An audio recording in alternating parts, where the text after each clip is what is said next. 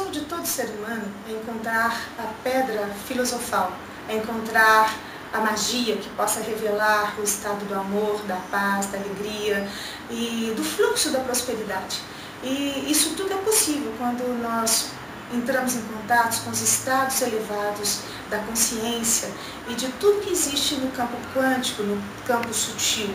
Existem muitas energias que não são visíveis aos nossos olhos, mas existem e são plausíveis de serem utilizados em nosso benefício.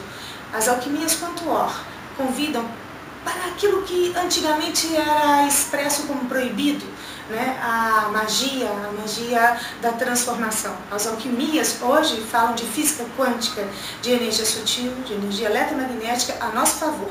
No que eu acredito, em autotecnologia, o ser humano é capaz de ir muito além da sobrevivência. O ser humano é capaz de muito mais do que se imagina, além de subsistir.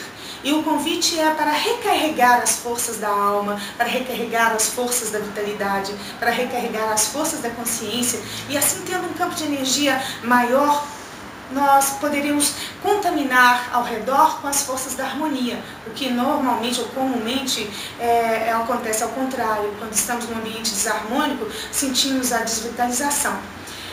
Com as alquimias quanto or, nós quanticamente aportamos uma condição energética maravilhosa de nos tornarmos harmonizadores. Sejam bem-vindos a essa turma maravilhosa que é composta de gente sensata, de gente alegre, de gente magnífica, de gente excelente, porque praticam em si mesmos serem vitais e serem, como todas as outras pessoas, heróis de si mesmos. Bem-vindos ao site www.realizadoresquânticos.com.br.